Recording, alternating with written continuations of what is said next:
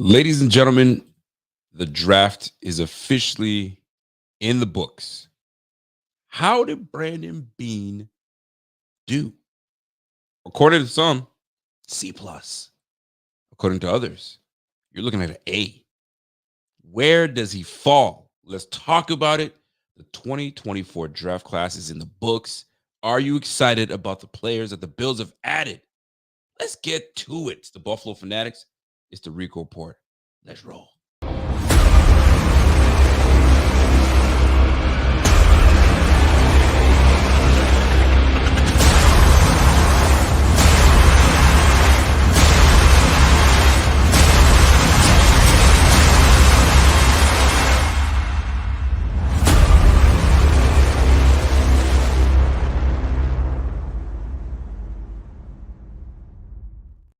All right, folks. Draft class in the books. Everybody can settle down. Everyone's got the player that they needed to get. Now let's roll with what we got. Brandon Beane, I think, is satisfied with how things have played out. I, for one, I'm on the side of I feel really good about the draft picks that we put onto these Bills.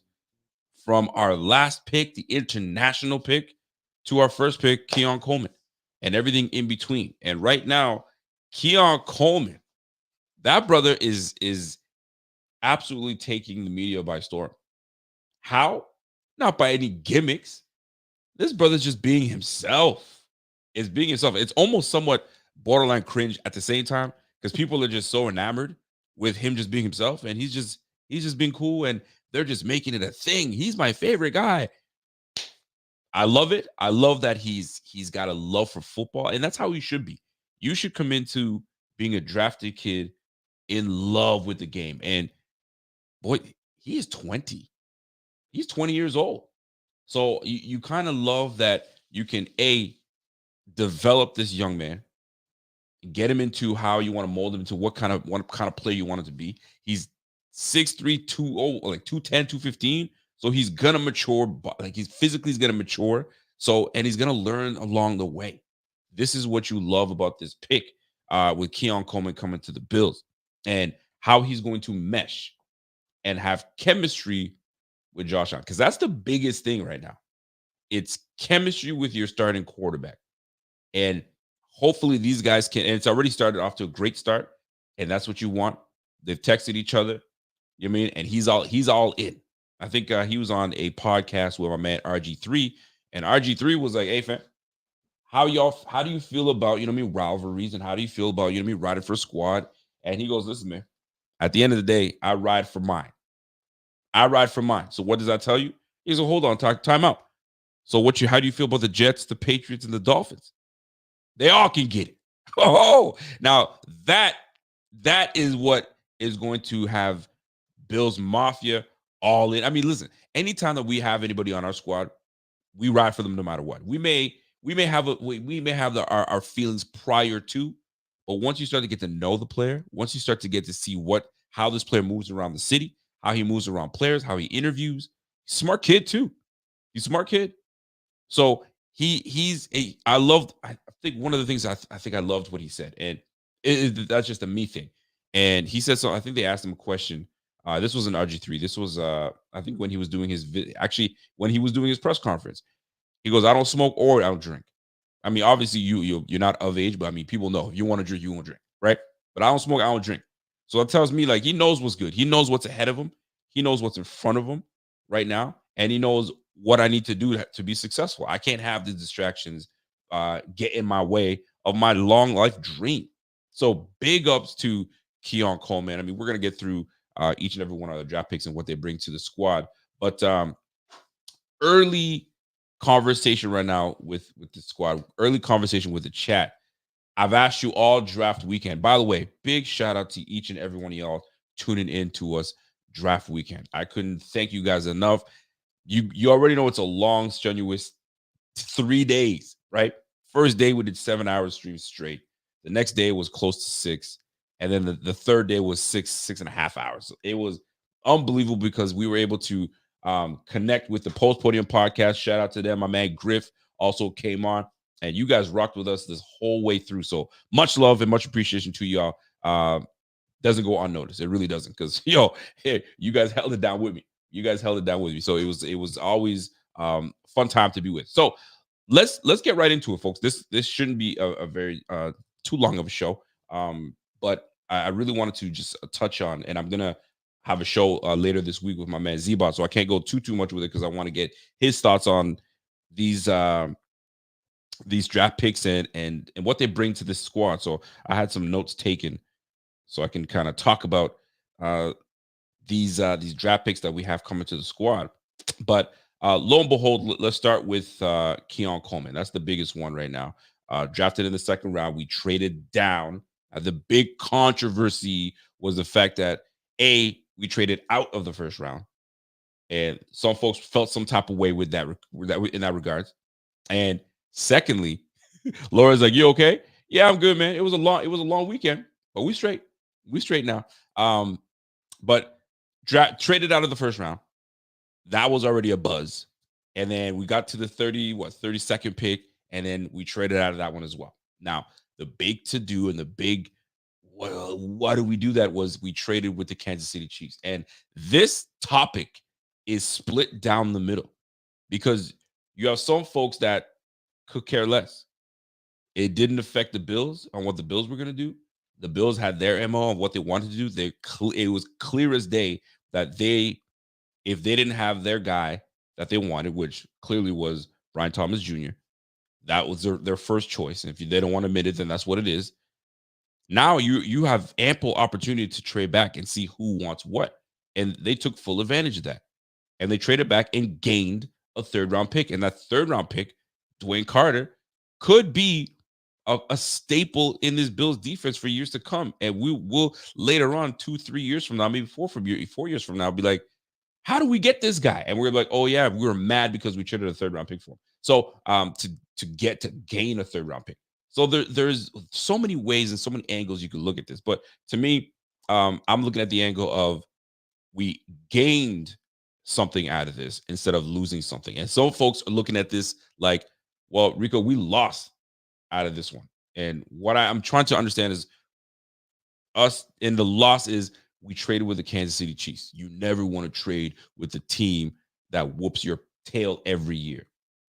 At the end of the day, I get it, because I know some, and it's the mentality. At the end of the day, it's the way people think, right? And immediately, because we've been losing to this team for so long, and I get it, because if it was the Patriots of old, right? And when Patriots every year after year, for 18 to 20 years, were just given to us, we don't want to trade with them, because they're just going to use that very weapon to take us down. The one thing that I'm looking at this situation is, it's business at the end of the day. I'm trying to make my team better.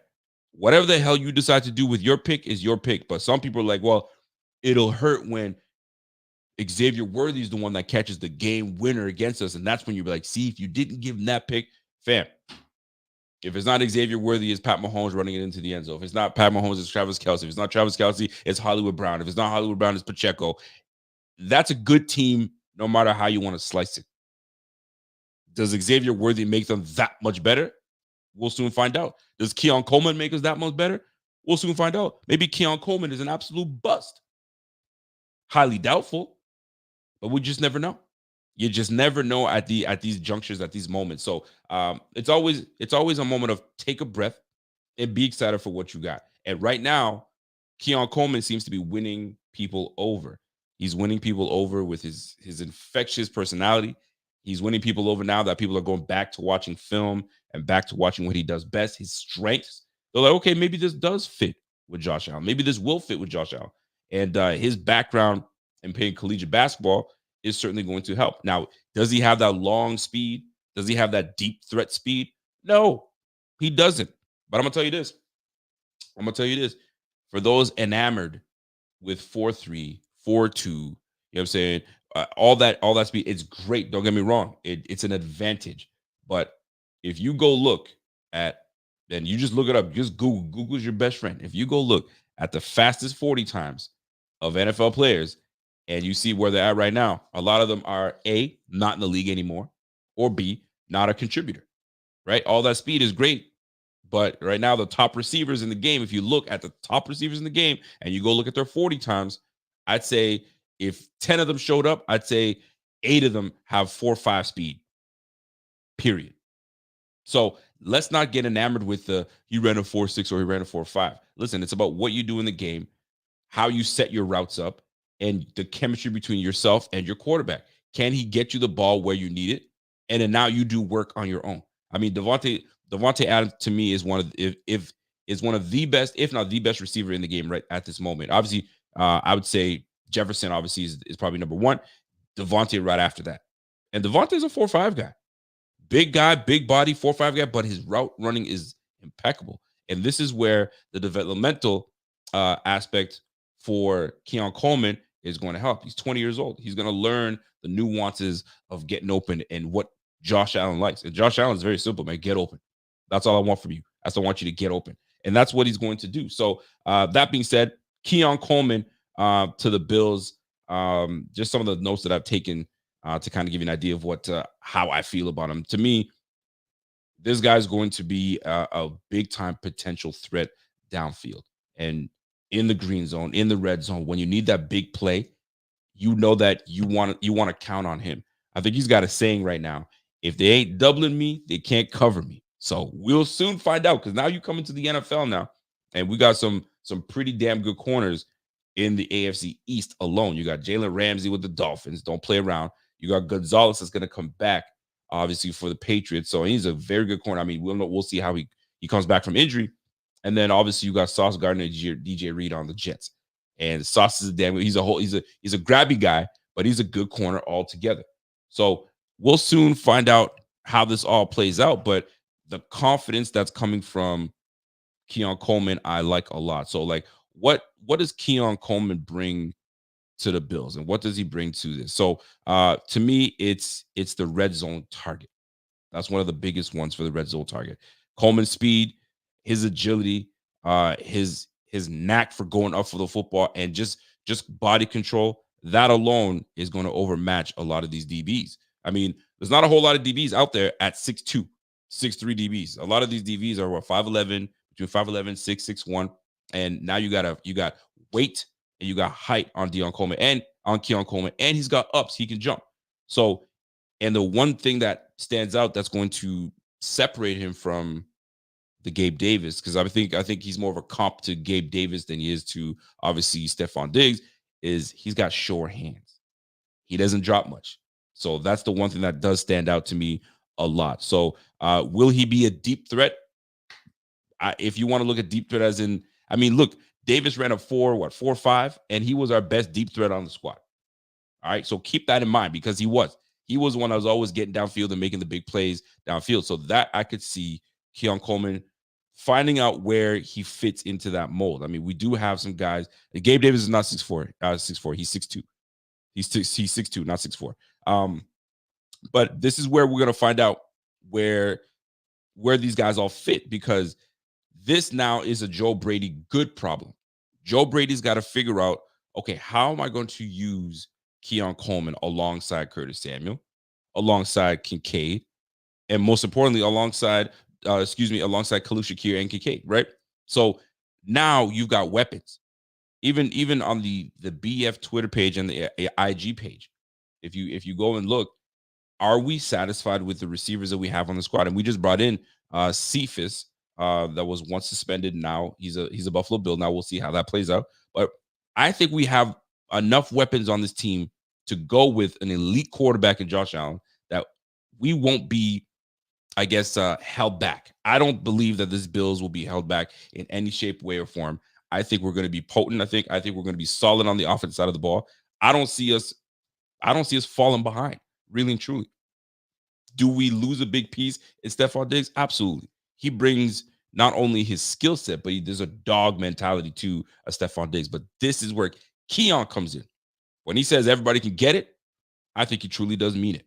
I really do truly think he means it. And we lose a big piece, but we brought a different type of dog, a different type of mentality to this offense that I think is going to gel well with obviously Josh Allen. And furthermore, Josh Allen doesn't have to fixate on 14. And not that it was a bad thing. Sometimes you want to know who your number one guy is, and I can count on my number one guy. But we didn't trade up in last year's draft for no reason. We brought in Kincaid for a reason. It was supposed to alleviate the pressure of me not having to go to Stephon Diggs all day. But now I can go everywhere. You got a humble young receiver in Keon Coleman. You have an up and coming tight end that's going to garner a lot of attention, which is going to open up for everybody. So I feel really good as to how this is all going to play out. I mean, Josh is a walking 4,000-yard passer. Really, if you think about it, he's a walking 4,000-yard passer. So divvy up the yardage how you want to, but it's going to happen one way or another. It's going to happen. So big shout out to everybody watching right now. So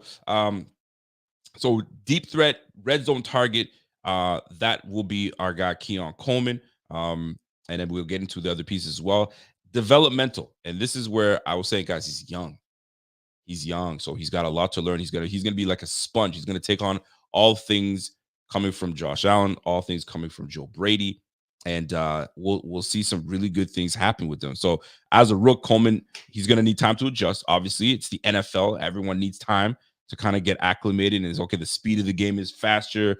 All those things are gonna play a big part. But the biggest thing is about building the chemistry with your quarterback, refining his route running, like I just said, and patience. We can't rush this guy into being that guy, right? And that's the biggest thing for me. In this league can really get you in a funk because we want it right now. I've said this years ago, right? There's microwave type of development, or you want a slow cooker. I'm not necessarily want him to be in a slow cooker because I want immediate impact, but I'm not going to expect microwave where it's right away and he's going to give it to me right off the bat. So I'm hoping that there's a bit of patience, and I hope that with his patience and with the development, it accelerates in a way that he can get off the mat and start going. So that's a big hope that we gain from having a young player in Keon Coleman. So red zone threat, the developmental adaptation of him getting on the squad, that's the biggest thing for me. And competition. If you look at what this draft pick is going to do, it's going to elevate the competition in practice. I'll tell you, because now everybody's got their role. Once you have your role, you know what you're about in this offense, it'll gel. And the Bills, they have a competitive group. You got, obviously, you have your big time, your big time Kincaid. Then you got Khalil Shakir that's coming into his own. So everyone is going to have their moment to prove something. The biggest thing is Khalil Shakir has got a lot to prove. Why? Because this guy now, he doesn't have Stephon Diggs that's going to be garnering a lot of targets. Now the targets are going to be spread out evenly. So now what does that do? It builds the confidence into Khalil Shakir. It builds the confidence into Curtis Samuel coming through. And now we got a whole lot of things popping. So I'm big on what's happening in Buffalo right now. So big shout out to how this is going to play out. And I don't think he's going to be honest. I don't think Coleman's going to be doing any much special teams. I mean, maybe he will. I have no idea. Guys that get drafted in the first and the second, typically they're doing too much time spending, playing the game and being an offensive weapon. So special teams, I don't think he's going to be there. But if he does, I'm sure he's going to contribute in every way, fashion, shape, or form. So I'm big on Keon Coleman coming to the squad. It's gonna be huge, and he's rocking 0. Now that's gonna be something.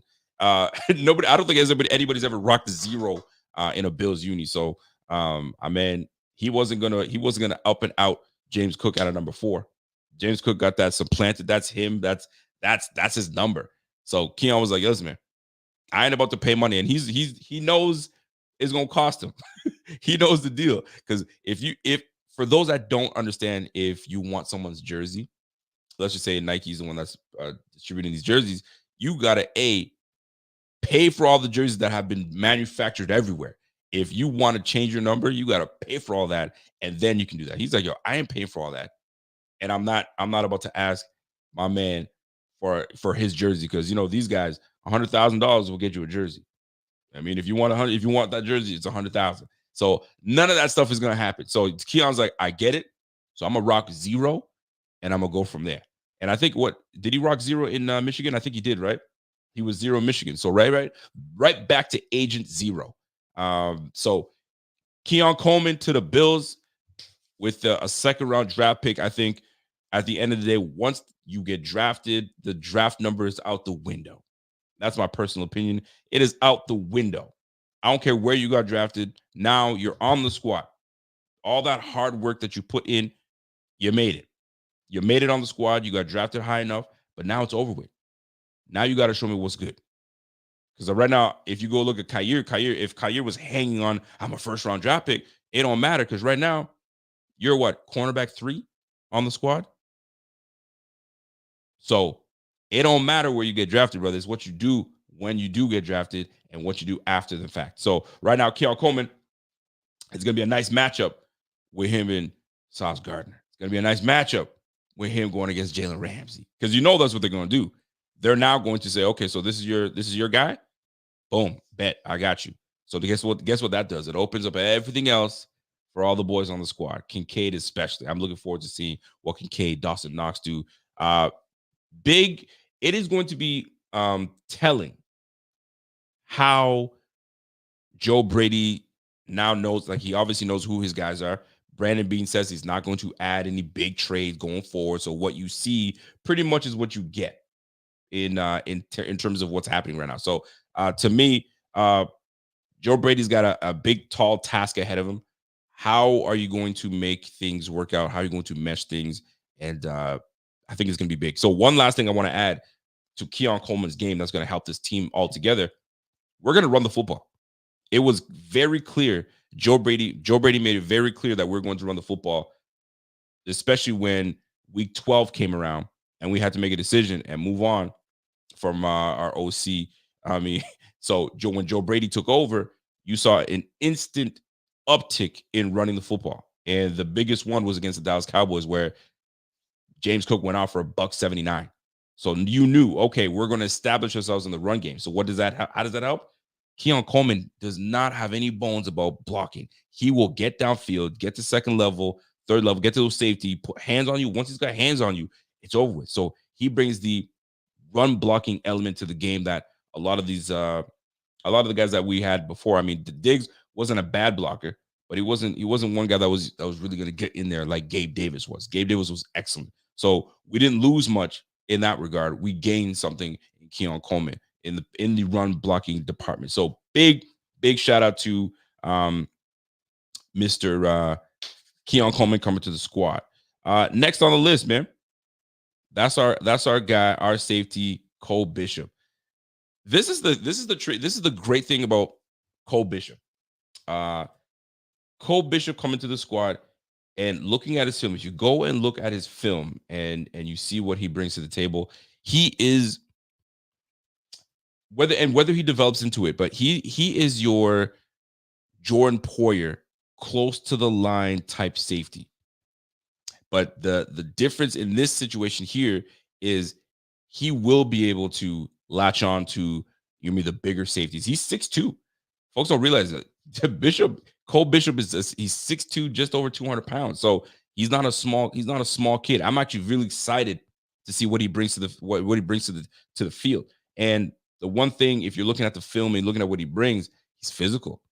He's not afraid to get physical. He's not afraid to get in there. And I love that he plays close to the line. So what does that do? It creates a whole lot of mismatches, a whole lot of, okay, so how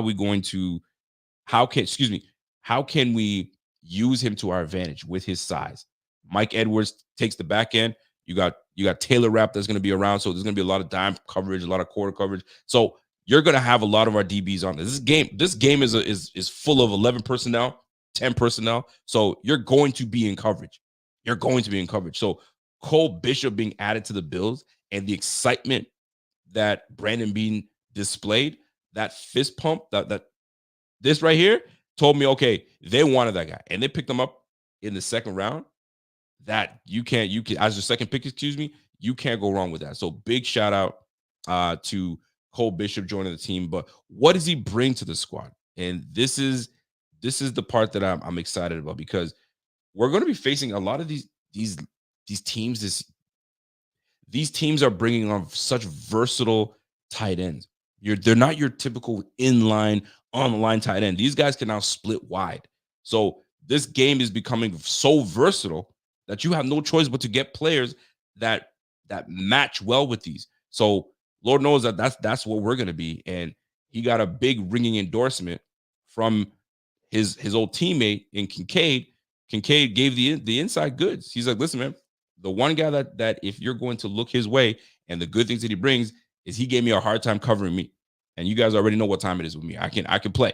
So the fact of the matter is this: you bring in a Cole Bishop that can stick to big time tight ends, that can get in line and support in the run game, blitz, and do all those things.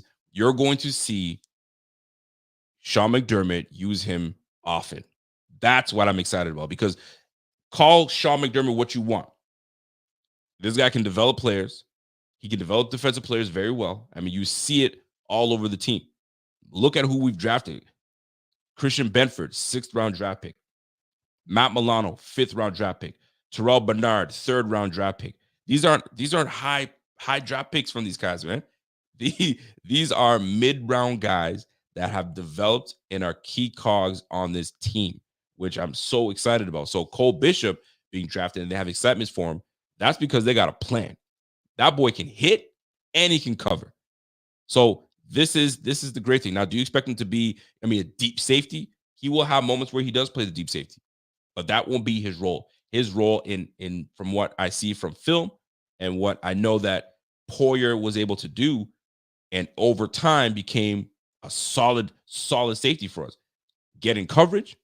And if I want him on the line, he's going to get after that quarterback. And this is what Cole Bishop does. So I'm not saying we replaced the production of Jordan Poyer, because it's hard to replace that. It really is, because he not only does bring the physicality to it, but he brings the awareness. And that's where you're going to have to develop players to get that awareness, to know, okay, what's what formation, all that stuff. But that's going to take time. And that's where Coach Bobby Babich comes in, and McDermott. So those two putting their minds together with a guy like Cole Bishop, you can't go wrong. So Cole Bishop joining the squad, absolutely exciting to have him on the squad. I'm excited for it. And I think Bills Mafia is going to appreciate Bishop. I think Cole Bishop took number 24. So he's going to be rocking 24 with the Bills. So big shout out to our second round draft pick in Cole Bishop. That being said, we didn't have a third. We didn't have a third round. So you're probably sitting, okay, how do we take care of business with our third?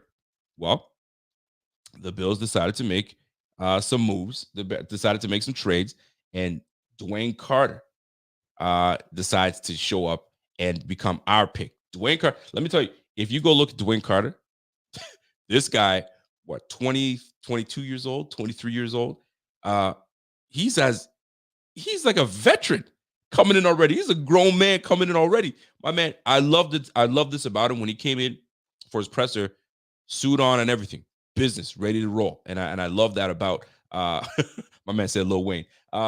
Carter will be, and it's really early to say. It's really early to say. I don't want to say he will be this and he will be that. But there are some things that stand out about certain players. And I think Dwayne Carter is going to be one of those guys that's going to be a menace. You put him out, he may not start right off the bat, but he will definitely be a contributor. You know how we do defensively. We rotate our pieces. We rotate. We want these guys staying, vigilant. We want them staying healthy. We want them staying energized and refreshed. So a rotation, my man said he's a fire hydrant. A rotation of these linemen is going to cause a problem. But here's the thing about what he brings. There's a slight difference in what Dwayne Carter is going to bring in that interior pass rush. He's got violent hands. If you watch the film, let me see if I can pull some stuff up of Dwayne Carter, just so you have an idea of what he's going to bring, because that alone is going to cause problems for the opposing quarterbacks. I mean, you know what we're facing in the AFC alone. The Patriots have definitely improved. You can bet your bottom dollar they have. They got themselves two young good receivers, and they're gonna be bringing it. Now you got a rookie quarterback, so I mean there's only so much you can do about that. But this brother coming to, and I'm just gonna share my screen here just so you have an idea of what you're gonna get from Dwayne Carter, alongside Ed Oliver, alongside Daquan Jones, like that right there, that trio right there, I'm already excited for. So I just want to share a little bit what from this brother right here. So watch. Let me just get this out the way here and kind of give you an idea of what he brings. I'm not going to play this clip very long, but violent hands is what you want to see. Peep him right in the middle. Violent hands, bull rush. Look at that. Just in the way. I don't know if you guys can see my mouse. Pay this. He's just a stout individual. You just cannot move him. You're not moving him. And this is what I love about what Dwayne Carter brings to the Bills, man. And now you put him alongside Ed Oliver, Daquan Jones, Von Miller alongside AJ Epinesa. You got Matt Milano. Like, I'm excited, man. I'm excited about Dwayne Carter, man. So listen, don't sleep on this brother, man. Do not sleep on Dwayne Carter to how he's going to contribute to this team. Going to be massive. Playing time, he will get there. I mean, you saw in the words of Brandon Beane, he didn't mention, he said plug and play. He said plug and play, but I mean, obviously, you gotta play around. You've gotta, feel out for what these players are gonna bring to the squad. But plug and play, when you say plug and play, he playing. He getting in there. So your first 3 picks already looking solid. So I know people were like, oh, I'm not sure that we gave up our first. Now we didn't get the top flight receiver. Bro, overall, know what you have on this squad. And if I had a mediocre quarterback, I'm going to try to put all the weapons possible in front of him. I don't have a mediocre quarterback. I have an elite quarterback that's going to be coming off and doing big things. So I love that pick. I love what we were able to do with Dwayne Carter coming to the Bills. And I can't tell you how excited about it I am. So one last thing that I want to share with y'all once I get this thing popping here. The one thing that I don't want to say we look past, because we're not looking past this, but just sometimes it's always nice to know that the players that we do draft, it may not be a name now, and I know you guys know this. It may not be a name now, but it's once you start seeing things in camp, mini camp, now you start envisioning how this whole defense is going to come together. And I'm not saying it's going to make you forget, but it's going to make you, I'll use the word anyway, it's going to make you forget about what we had before, right? With Jordan Poyer going to the Miami Dolphins. I'm not saying you're going to forget him, but it's going to be easier to move along with what this defense is going to do. And there's no hate. It's just more so explaining how things are going to play out. And I think that's going to play out very well for these Bills. So when you're looking at what we were able to bring to the Bills here, and let me just share my page here again. I mean, you see it. Keon Coleman coming through. I think it was a great pickup. You got Cole Bishop as a second. You got Dwayne Carter. And one of my favorites that I'm going to talk about, you guys already know what time it is Ray Davis. You guys know already that. So talking about Ray Davis, all right? So Cole Bishop, Dwayne Carter, Keon Coleman. I'm already on board with those 3. And then when Brandon Beane came in and said, Ray Davis is coming to the squad, you guys already know how jacked up I am about Ray Davis. Ray Davis is going to be a big problem, and he's going to be a great problem, right? Because what we have already, James Cook, you already know it took me some time to warm up to James Cook. I'm a fan of James Cook now. I see his game, and I see how Joe Brady was able to utilize him, which is great. I love Ty Johnson. Ty Johnson gives us versatility. He can catch out of the backfield. He can kick return. He can run between the tackles. On top of that, he can play special teams. So you have a big time piece. But then here comes Ray Davis. Folks, if you don't know, Ray has had success everywhere he's gone. All right. And I'm not gonna sit here and gush, right? It's a running back. All right. But what he's going to bring to the table is what I think I'm most excited about. The vision that he brings to the field, the willingness to pass block. I mean, the one thing that stood out for our guy Brandon Beane was his pass blocking. Forget about the amount of touchdowns and yards that this guy's rushed for. It's his ability to protect 17. So if you put him on the field, you know that he's not going to, he's not a liability. Just put it that way, because a lot of times running backs can be very good offensively, but if I need you to protect and pass block and you can't stay on the field. So now you're limited. You don't want someone that's limited. I'm not saying that he's super elite, but he's a willing blocker. And the one thing that I love about him is that he's a workhorse, and he's going to work. He's not going to stop. He's relentless. In 22 and 23, Davis he logged over 1,000 yards rushing. He had 21 total touchdowns. He's that guy, averaging just shy of 6 yards a carry collegiately. So I don't want to hear that, oh, maybe he's not. Listen, I think most folks are excited about him. You already know I am. And he's not just your prototypical down the middle, run down in the tackles, and that's that. No, he's a dual threat. He can catch out of the backfield. He can catch out of the backfield as well. I mean, Davis ranked number 1 amongst FBS backs receiving touchdowns. So don't be dismayed by maybe he's just an inside runner. 4.5 speed, he can get going, and he's run away from a lot of players playing in this game, right? So that's the one thing that I'm really excited about, where they decide to make him fit. That's a whole different ballgame. Where he will fit, who knows? But Ray Davis come to the squad. Super excited about it. So when you start hearing a lot about Ray Davis, don't be shocked. Rico was telling you about Ray Davis. So I think this is a big pickup for the Bills, and it just takes away the pressure. I don't want to call it pressure, because Josh Allen's already a bowling ball on his own. But you don't necessarily have to know that the ball is going to Josh Allen in the red zone. It may, but now you have threats everywhere. So you don't know, as a defense, how do you stop this threat? Because Keon Coleman is a bona fide jump star. Put the ball up, I'm going for it, and I'm gonna get it. So that's just gonna take chemistry. So now you're in the red zone. Now you got to worry about Keon Coleman. Now you got to worry about Dalton Kincaid, smooth route runner. And now you've got James Cook, or you got Ray Davis in the backfield, and then all of a sudden you got 17. What is it? Is it a QB sneak? Is it a fake dive to Gilliam and a toss to James Cook? Or is it a jump ball pass? Or is it just a sneak right in between? Listen, man, the possibilities are endless. This is why I like the pickup that we did with Keon, because now it just changes the dynamic of how this red zone is going to look. This whole team has changed, man. Gabe Davis is gone. Stephon Diggs is gone. So now you're like, oh, crap. What? Who's on the squad? Because a lot of defense like, who? Don't worry about who.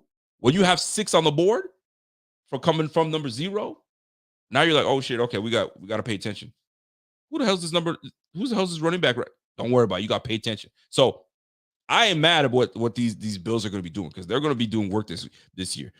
A lot of chatter right now, because I stream for Bleacher Report. A lot of the chatter right now is the Bills got rid of everybody. It was a fire sale. What do you mean what you're going to be doing?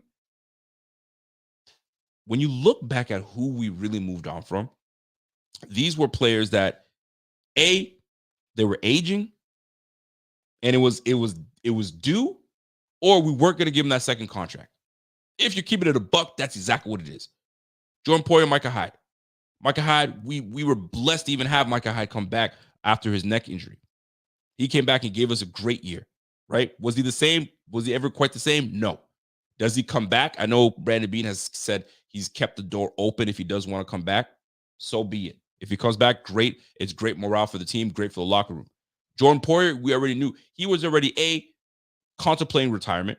B, we let him go. We didn't let him go, but we also said, go and seek your contract out elsewhere, because we're not going to give you another contract. Go ahead and seek it.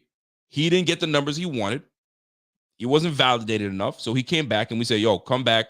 We'll give you another year, and we'll go from there. And then this year, we decided to release him.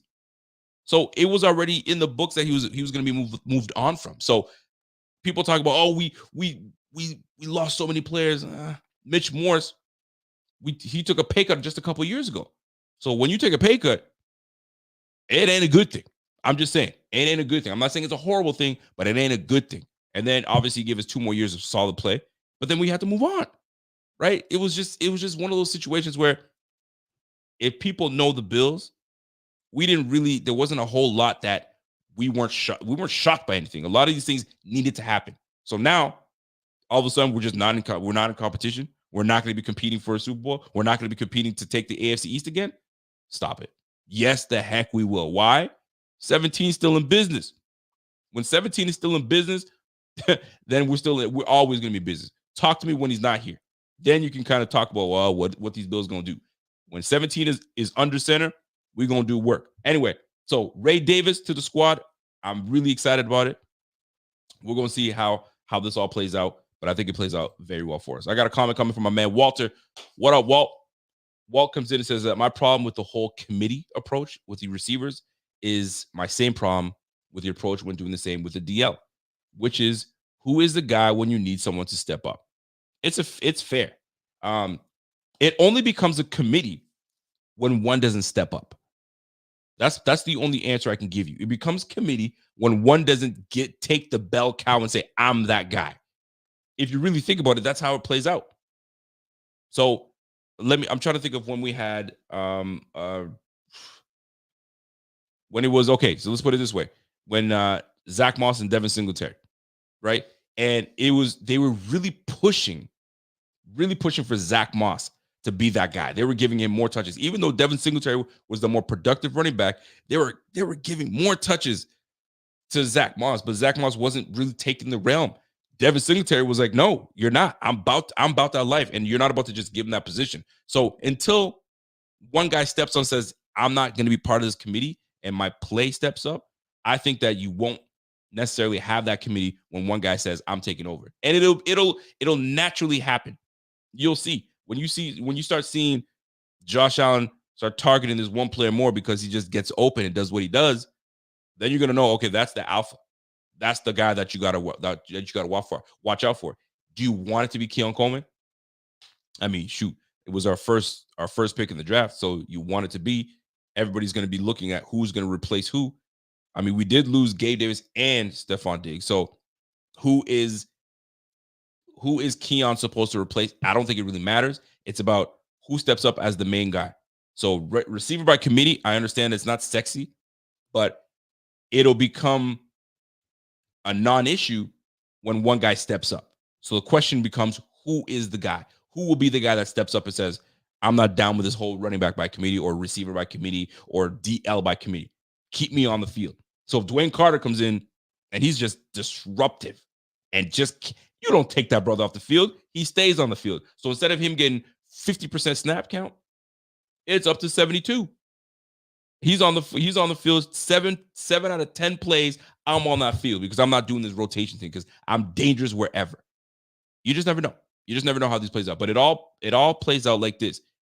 If you don't want the committee, be the one that stands out. And now you won't have a committee. The guys behind you can be, you mean receiver by committee, but I'm your number one guy.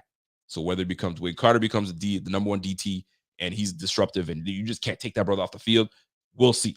We shall soon see. But I'm excited. I'm excited for that. So that being said, so you got Ray Davis on the squad, and then we come back with one of the more interesting picks, and that's Cedric Van Pran Grange. I know they have it as Van Pran, but I think it's Van Pran Grange. So we're just gonna call my man SVPG. So Cedric, that is an interesting pick. It's a solid pick. 3-year starter at Georgia. He was a teammate of James Cook back in the day. So James Cook, I'm sure, has a lot to say about Cedric Van Pran Granger, excuse me. He's a center / guard, but most of his work is done at the center position. He's graded extremely well. He helped the Georgia. I had my notes here. He helped Georgia go 42-2 during that span. His blocking skills, experience, and are valuable for this Bills offensive line. The real question now is, you draft a guy that solely plays center. Can you move a center to a guard position? Of course you can. Any old line that's come up in the ranks, they've played all positions on the line until they figure out where they're suited best. Cedric the Entertainer. Cedric Granger. We'll just say Granger. Cedric Van Pran Granger. Now he comes in like with a vast knowledge, experience at the center position. Does he push enough to take that squad, that position? Does he move McGovern over to left guard and have Edwards, excuse me, now as your backup? Because I know we made some moves, we made some changes, we moved things around. I know he was a 5th round pick. I get all that. But there's a lot that he brings to the team. He brings experience. He brings a guy that's what I play. I play center. McGovern does both. He can go back and forth. Are we stronger? Are we a stronger unit if we allow things to play out? Granger gets his reps. He starts looking great. There's a sense of awareness that he brings to the squad. Does that push McGovern out? Or do we just have him as depth for now? And then we let things play out until eventually he takes over at center. It's a good problem to have. So Cedric Van Pant, I think, is one. I don't want to call it an underrated pick, but I think it's one of the more interesting. I'll call it the underrated pick of the draft.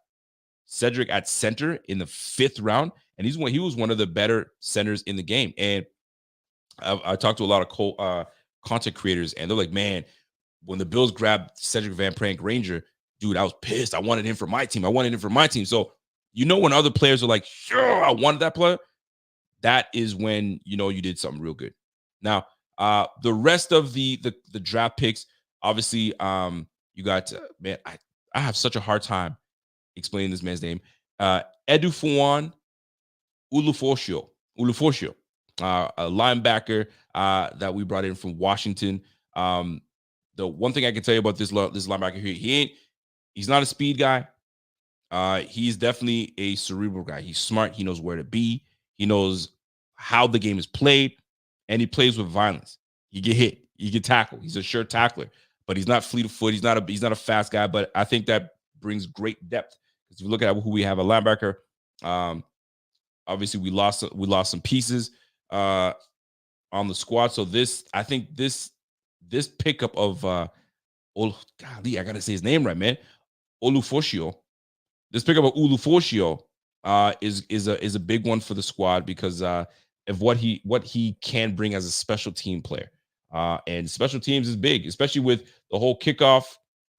Now the kickoff situation that's changed now. So you want someone that's smart enough to get downfield, know what you're supposed to do, and go from there. So I'm just trying to type something in here. So Mr. Olufoshio as a depth piece will be great for the squad. So I'm excited to see how he pans out from the special teams standpoint. And listen, we're set at linebacker, so I can't say, oh, he's going to get some. No, we're set at linebacker unless some injuries happen, which we don't want. I think we're set. I think we're pretty good. Big shout out to Olufoshio coming through. And another pick that I'm really excited about is Javon Solomon. Javon Solomon is a sack artist. That's just what it is. Listen, the Miami Dolphins grabbed Chop Robinson. I know my man, Kevin was not pleased about that. That was the first pick that the Miami Dolphins picked. And it was like, why? Why do we have to go? Listen, not my problem. That's your guy. Chop Robinson is over there in Miami. And production-wise, I think in 3 years, he had like 11 and a half sacks, right? So a lot of pressure, but not a lot of finish. Well, Javon Solomon is the opposite of that. Not only does he get pressure, but he gets a lot of finish. The defensive line out of Troy is going to be coming through. I think in the last 4 years, he had 31 sacks. So he can get after the quarterback. And that is something you want. AJ Epinesa is getting up there. He's got his second contract, 6.5 sacks, 2 years in a row. You got Greg Rousseau, 8 sacks. He's like about 8. He's good for 8 sacks a year, give or take. And then obviously you have the aging future Hall of Famer, obviously in Von Miller. So at one point you're gonna have to add edge to the team. And I would agree. Somebody said Solomon over Robinson. I think we got ourselves a steal. I love the fact. I think one of the interesting picks was obviously Cedric Van Pran Granger, but a steal, in my opinion, was getting the Troy edge rusher late in the 5th. We had like what 5 round draft picks. So and My man from Troy, Javon Solomon, was the last of our 5th round picks. So big time production in college, big time player. I I'm excited about what he's going to bring to the field because he's the rotational base that we have with our defensive front. You're going to see him. You're going to see him do work. I hope that he pans out the way I think he's going to. When you have production, when you know how to just get to the quarterback, that's just ingrained in you. Now you're gonna be developed. You're gonna be around a future Hall of Famer in Von Miller. My goodness, you're gonna love that. And the one thing that he said that I really appreciate is that he was like, when he was leaving Troy, he's like, listen, I wanna do good by representing Troy. I want to do good by representing those that played at Troy. And I want to show that, what I mean, there's some talent that comes from Troy. So he's prideful in the work that he's done before where he came from. So when he comes to Buffalo and he's gonna do his work, you know what I'm saying? It's not about like it's gonna be about like, listen, I came from this product. I'm gonna show you the product that came from Troy, and let's go. So now you're gonna be under the tutelage of AJ Epinesa, tutelage of Greg Rousseau, Coach Babbage. Fam, this was a sneaky good pick by Brandon Beane. And this is where he had me, man. So Cole Bishop, I was like, okay, we got some. Dwayne Carter, I didn't know much about Dwayne Carter. I had to do my homework on Dwayne Carter, just like a whole lot of us had to. And maybe if you knew about Dwayne Carter, great. Ray Davis, I was sold. Sold me right on that one right there. And then we got some depth at linebacker. And then Javon Sullivan, we were able to get Javon Sullivan. And you could tell Brandon Beane was excited about that pick. So Javon Sullivan coming in with all that knowledge he brings and all that productivity coming to the Bills, big time pick. And then the last of it, Tylen Grable, and then Daquan Hardy, and then Travis Clayton. We're going to talk on that. So Tylen Grable, what you need to know about Tylen Grable, athletic as ever. He is a big boy. Hold on, let me just get my notes out here. Tylen Grable, where's my notes on Tylen? I just had what did I just miss? Did I miss that? Where's my stuff at? Anyway, there we go. Tylen Grable. Tylen Grable out of UCF, tackle. He split his college career between UCF and Jacksonville State. Started 13 games in 2023, earned honorable mention as Big 12 honors, 6'5", 306. Okay. Depth on the line. But the good thing about Tylen Grable, I think he's taller than that actually. The good thing about him is he played tight end. He's played tight end back in the day. So you have an athletic tackle. So you have someone that's going to be like, hey, referee, I'm just letting you know I'm signing in. So signing in tells me, watch out.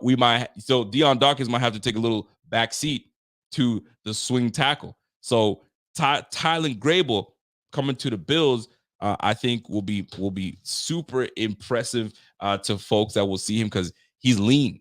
He's big and he's lean. He's like, he gives me Spencer Brown vibes, right? Spencer Brown was what, 6'8", 300 pounds, and you got a lean, huge, big man.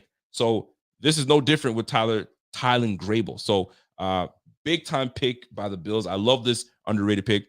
And it might be nobody. He might be a nobody. He might just be a guy on the line, and we just call it a day. But this O-line has stayed together. This O-line has continuity now. And now that you add youth to this O-line, you add depth to this O-line, and you add size to this O-line. So I'm a big fan of the pickup of Tylen Grable. Not much to know about him now. This is pure depth, but it's what he brings to the table. Versatility. To me, the key in this whole regime of Coach McDermott and obviously and GM Brandon Beane, it's all about grabbing players that give you versatility. Can you do more than one thing? That's what it's all about, man. So, like, I mean, if you take a look at Deion Dawkins was supposed to be the guard coming out, right? Now, left tackle. He had enough versatility that he was able to move around and go and move to left tackle. When we had Rick Bates, right? We had Ryan Bates on the squad. Ryan out of Penn State played position from left tackle all the way over to right tackle and everything in between. Versatility. If you want versatility, that's what you get. And that's what this team is all about. you have a guy that is able to do both. I mean, look what they did with Ed Oliver. Ed Oliver was able to play zero tech on moments, didn't like it, but he's more of a 3-tech guy. But he was able to do both. So you want guys that can do a whole lot.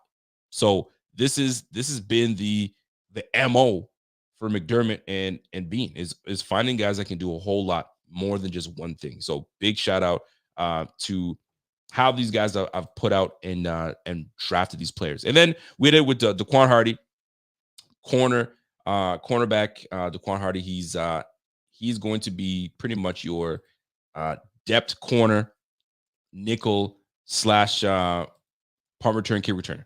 So we needed a return guy. We don't necessarily have one right now, like a bona fide guy that's going to return. Hamler is one that will be one that you got to pay attention to.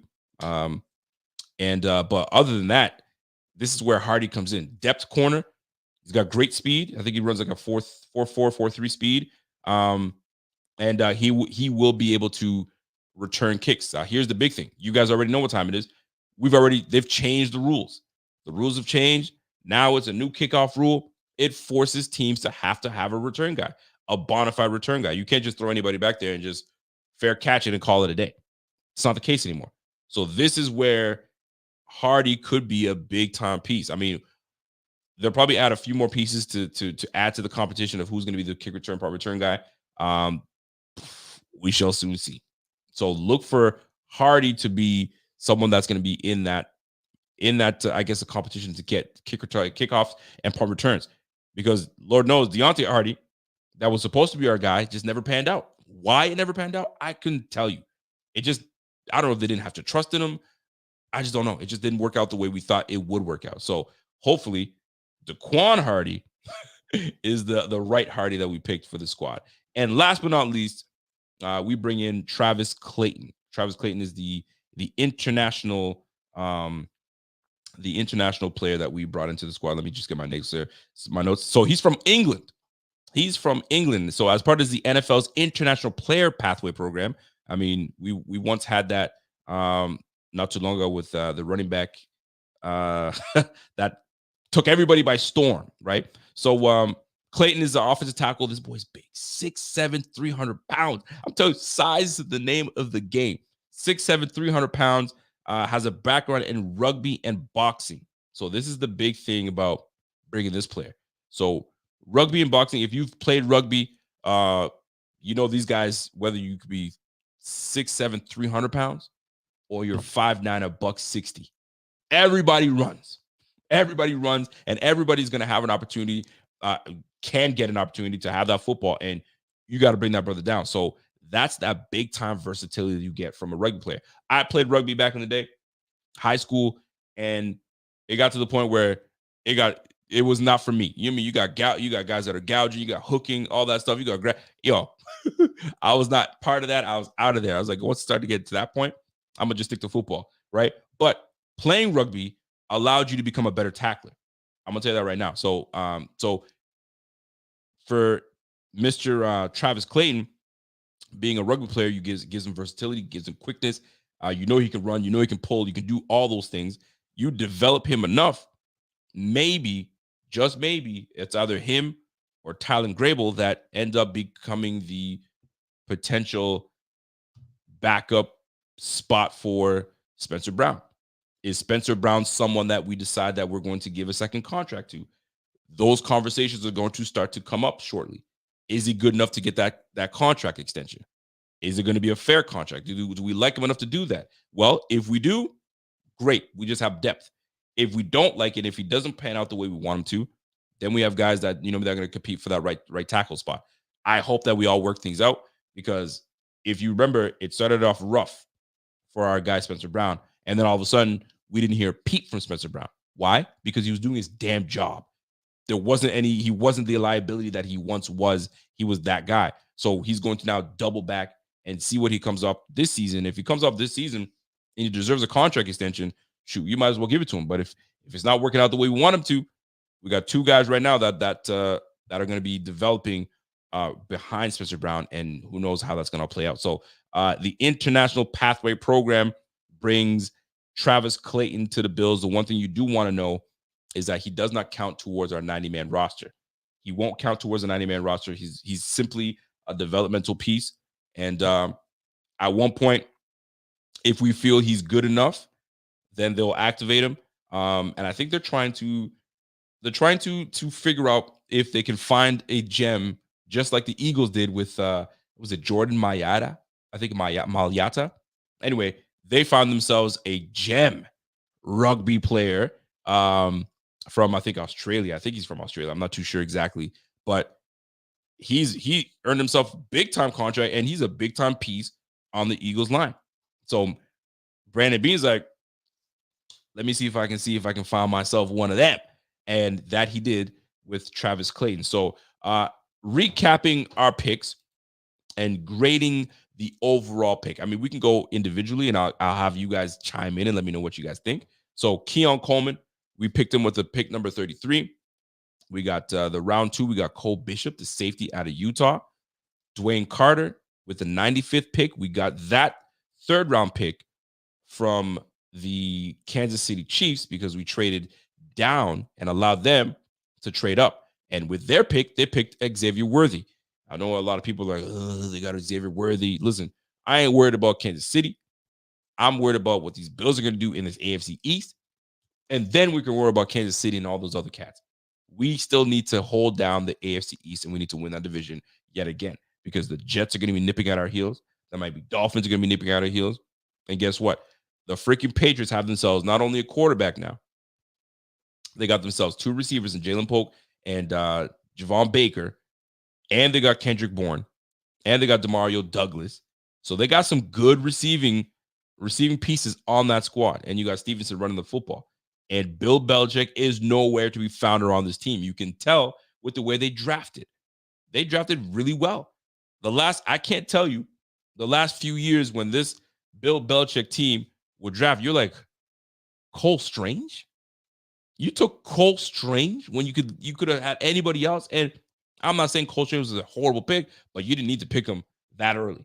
And that pretty much sums up what kind of Bill Belichick, what kind of mind this brother was bringing to the squad.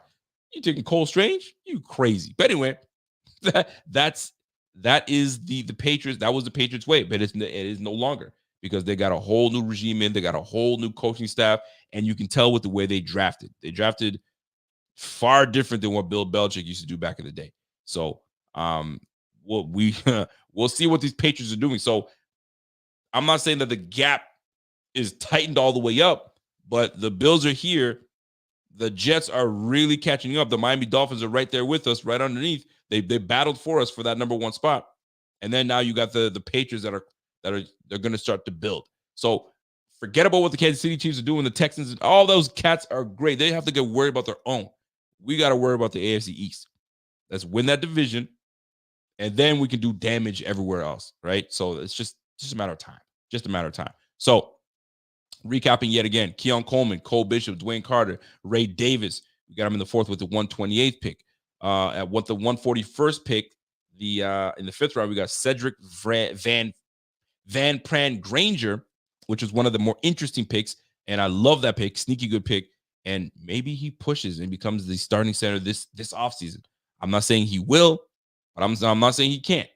You know what I'm saying? That's why there's competition. We'll see how that all plays out. If we can get the best 5 on the line, that's what you want.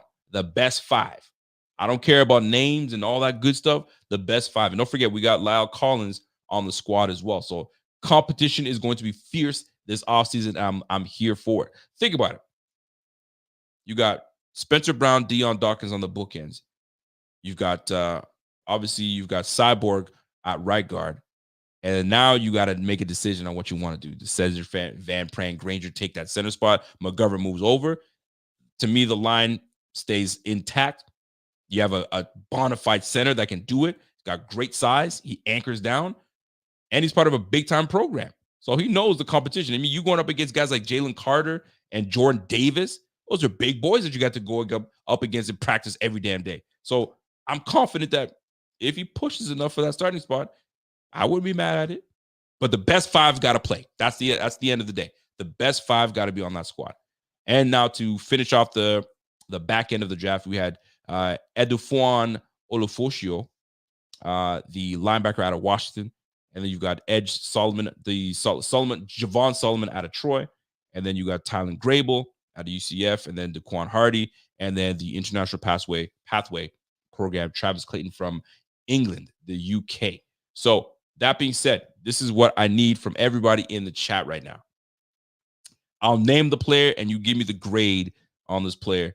Actually, you know what? We're not even gonna do that because a lot of times you got to do homework on these guys. So I would say this: if you're now going to give a grade to Brandon Beane on how he did for this draft in this draft class, I know it's tough because you want to be able to, if you're really going to judge a draft class, you got to wait 3 years, but we're doing it very, very early. So if you grade Brandon Beane, are you remaining with the pick you gave him at the beginning when he traded out with the Kansas City Chiefs? Or has he gained your confidence back with the rest of the draft and what you've been learning about this draft? So in the chat right now, let me know what your grades are, and we can get going. So my man King says, I'm giving that brother A-. I'm with you. I'm at an A- with him. And what sent me over to get an A- is you got yourself Keon Coleman. I like Keon Coleman. I wasn't saying that he was my first pick because in my draft mock, if we stayed at 28, I thought it was going to be Xavier Worthy. I think BTJ, Brian Thomas Jr. was the pick that I think everybody wanted, but we still got one of the top receivers in this draft, and I think he's fallen in love with Buffalo, and Buffalo has fallen in love with him. So A-, I'm with that. Laura, she comes in and says, "Yo, A+ everyone." she's loving it. She's loving the whole draft class, and I'm with you, Laura. Louise gives it an A. Travis is a B. Videsh gives it a B. Okay, Videsh, I see you. I got an A+ from my man, Mr. West. I like it. I got an A- from my man, Sharon. Sharon, are you sure you're okay with Xavier Worthy not being on the squad? I know you've been busting my balls for Xavier Worthy, but A-, I'm with you. I love it. Stacey King is an A. My man Namdi comes in and says it's a B+ for him, but he says, but let's see how many starters and signing contributors during the season.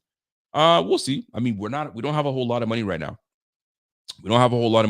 So I think we're at $3 million. The one thing that did help, my man Jeff King says, I love myself just fine, Sam. The one thing I will say though that helped us, if you guys aren't familiar, the fact that we were able to trade out of the first round, it actually saved us $3 million because it's monetary tiers, right? If you're a first round pick down to like the 32nd pick, everybody's tiered at a certain amount. But once you jump to the second round, that's considerable money lost right there. So $3 million saved by the Bills. Just the fact that they just jumped one pick to the second round, they saved $3 million. So that's big. So what Brandon Beane has been saying to us is that we don't got money. If you think that we're going to spend some money and try to go grab and trade for somebody, probably not going to happen. I think I do believe him. I believe he's not going to do that. It's time to get young and start to develop these players. And I truly, truly do believe that. Secondly, with all that's being put in front of us to go and grab yourself a player, you can't. And you got to save money for injuries. You saw how many injuries we had. We had to go and move things around. Lord knows we had to go and give up a third-round pick to get Rasul Douglas. So then now Rasul Douglas got a little contract with us, so that's nice. But at the end of the day, what comes down to is this. The picks that we made, will they contribute? And if they can contribute early enough and develop enough, boy, we got ourselves a good future. So what Brandon Beane told me in this draft is I'm building right now. What we have for the nucleus we have right now is solid, but I'm also building for the future. And a lot of what he did in this draft built for the future. And I think these are guys that are going to be on the squad for a while. If you go back to the 2022 draft that we had, think about it right now, right? Here's who I'm going to tell you who we had. And if you think about it right now, at first you're probably like, I don't know if I like this draft class. But then when you look at it right now, you're going to soon be impressed with who we brought onto the squad. So look back, and I'm just looking at my phone here because I just had it not too long ago. We were talking about earlier, my man, myself, and Pierre, the 2022 draft class. Think about it, right? we had, I'll just share my screen so I can show you guys. We had Kyer Elam. So at first, if you thought about Kyer Elam at first, you're like, ooh, I don't know about that, right? If you start thinking about it. But then you're like, James Cook, Terrell Bernard, Khalil Shakir, Matt Ariza, obviously, that you know how that situation played out. He's now with this, I think he's with Kansas City right now. So we'll soon see how that plays out. Okay. Then we got Christian Benford, the Luke Tunetta. That didn't work out because now I think Luke Tunetta is on the Colts right now, if he's even in the league anymore. And last but not least, you got Balin Spector. And some folks might say Balin Spector, when he's got on the field, he's played decent, not a horrible pick. So it started off rough with Kyer Elam, and Kyer Elam is still on the squad and may still contribute. We don't know yet. But James Cook, Terrell Bernard, and we were like devastated when Terrell Bernard got hurt in the playoffs. We were like, oh man, we can't get Terrell Bernard to play. At the beginning, we were like, who the heck is Terrell Bernard? So it kind of gives you an idea of how much sometimes we know. Where we got to just defer to Brandon B because Brandon B knows what he's doing, right? Khalil Shakir. We're like, okay, who's Khalil Shakir? We'll find out. Now we're like, could Khalil Shakir be the next star on the squad? This draft class is a solid draft class if you're looking at what they've done thus far. So now this draft class here, if we can pan out and hit with as much as we knew Brandon Beane needed to hit, because we did know that. We said that Brandon Beane has to nail this draft pick. He has to nail this draft class. This was a big draft class for him. And I think he did a damn good job. And how I know? When I'm hitting you guys up and you guys are saying B+, B+. I got another, Kim Betts gives him a B+. My man Drippy, B+. Ramsey, B+. Real King, B+. Phil, B+. I have not seen anything lower than a B+. And I'll tell you right now, at the beginning of the draft, when I was asking, okay, so guys, what do you guys think? I'm at a C+. I'm at a C. Now, no C's. All I see are B's and A's. So what that tells me is that once you've looked at the squad and you really see what these guys can bring to the team, he earned your confidence. My man Sharon said he's gained my confidence back. And the one thing we always tell people, we tell ourselves, right? Trust in Beane. Beane loves his team. He knows what he's doing. He's been doing this a long time. Why would we doubt him anytime soon? That's the thing, man. He's been doing this a long ass time, and we're going to sit here and doubt the brother. Now, he needed to hit, and I think he did. Right now, I'm actually very thrilled with how this has come out. To me, I'm at an A- for this grade. I think they did a damn good job. And it's now about building onto the squad and going from there. And also seeing how the previous draft class is going to develop. And that's exactly what we need to see happen. So that being said, folks, I appreciate you guys tuning in. I'm going to be back at it again. We'll be probably talking a little bit more draft with my guy, Z-Bot. You know, Z-Bot he was fuming when he found out that we traded with the Kansas City Chiefs. He wanted nothing to do with that. But guess what? Maybe he will change his tune when we talk again on Friday. So you guys stay tuned. We will see you guys Friday. I appreciate you guys very much. You guys always rock with your mans. Actually, you know what? Let me hold on. Let me hold off just a little bit. Because I can't just sit here and talk about our draft class, and I'll talk about our undrafted free agents. So hold on, let me just pull up the list here because it's quite a bit of names that we pulled off on the undrafted free agents list. Give me 1 second here. Uno momento, my peoples. And then we'll go through it. So one name that stands out quite a bit is former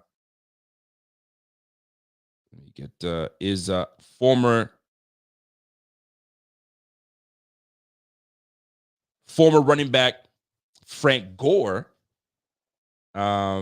Is his son Frank Gore Jr. has been signed to the practice squad. Excuse me, not the practice squad. As an undrafted free agent. Now here's the thing with that one. Frank Gore Jr., and that's the big prominent name because, I mean, your father is a future Hall of Famer. But him not getting drafted was actually very, I guess, I wouldn't say hurtful, but it was it got Frank Gore fired up because he was like, listen, my son graded the same way I graded, right? We're pretty much the same, and they overlooked me too. They absolutely overlooked me. So this is where my son's gonna come in and he's gonna kill it. But here's the thing though. I'm gonna see if I can share this screen. Hopefully, I can show you because I know you wanna talk about your son and you gotta represent it. That's your son. That's your boy, right? And I want to see if I can try to look it up here and show y'all to have an idea. So if there's an account with by the name of, I think his name is Ryan Platt, or Platt is the last name, but he does the RAS score. He's the one who created the RAS score. The RAS score is a chart that charts everyone's metrics, everyone's testing scores, and he just puts it and he grades you out of 10. So to give you an idea, for the tackle position, Spencer Brown graded a 10. One of the more athletic tight tackles you'll ever see graded based on his metrics, based on everything. Tylen Grable, by the way, graded at an 8.8. Super athletic. Frank Gore Jr. graded at a 0.51. Okay? That kind of gives you an idea. I'm hoping I can find it so I can kind of give you the contrast on that. But that's where we're sitting at. So you in a way, I know you want to fight for your son, and your son is this and your son is that, but when they look at the metrics ain't saying anything. So I'm trying to look for the RAS score so I can kind of give you an idea. So Frank Gore, I'm going to give you Frank Gore's RAS score. Let me share my screen real quick just so you guys have an idea of where I'm at. Frank Gore's RAS score. Let me close this bad boy real quick. And it plays a difference. It plays a difference on how you're supposed to evaluate a player. And the RAS score it's not end all be all, but it kind of gives you a good idea. So here's Frank Gore's RAS score, if I can show it to you, for crying out loud. All right, here we go. So if you guys can see that, perfect. So Frank Gore's RAS score was a 6.52. All right. So vertical jump, 34 inches. Broad jump, he scored a 90. All right. So it kind of gives you an idea, right? His overall score, they said his weight was poor, all that good stuff, right? His overall score was 6.52. Let me see if I can pull up Frank Gore Jr.'s to give you a contrast to what you're looking at. Frank Gore Jr. There we go. Frank Gore Jr. RAS score, real quick before I get out of here. If it's going to actually give me what I'm supposed to look for crying out loud, it's not. There we go. Frank Gore Jr. Hopefully I can get that for y'all. If it's going to give it to me, and it's not. Anyway, I can tell you right what it. Okay, let me see if I can get it right here. Let's see if my internet is going to stop acting up and give me what I need. And it's not.